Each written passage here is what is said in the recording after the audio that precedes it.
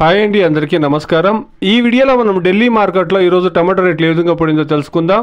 ఈరోజు ఢిల్లీ మార్కెట్లో స్టాక్ విషయానికి వస్తే గనక గత వారం అప్పుడు ఈ అతి భయంకరమైనటువంటి స్టాక్లు అనేది వచ్చిందండి. అది అస్సాం నుంచి వచ్చినటువంటి కాయలు కాబట్టి ఎక్కువ స్టాక్ అనేది వచ్చింది ఒకేసారిగా.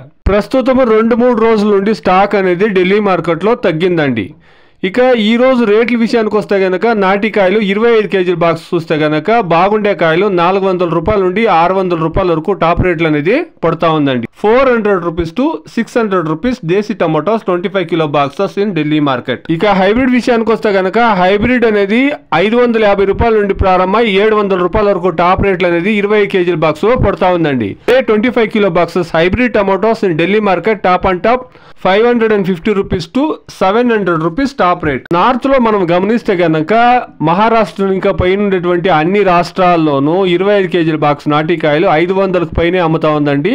హైబ్రిడ్ కాయలు చూస్తే గనక 600కు పైనే అమ్ముతా ఉంది.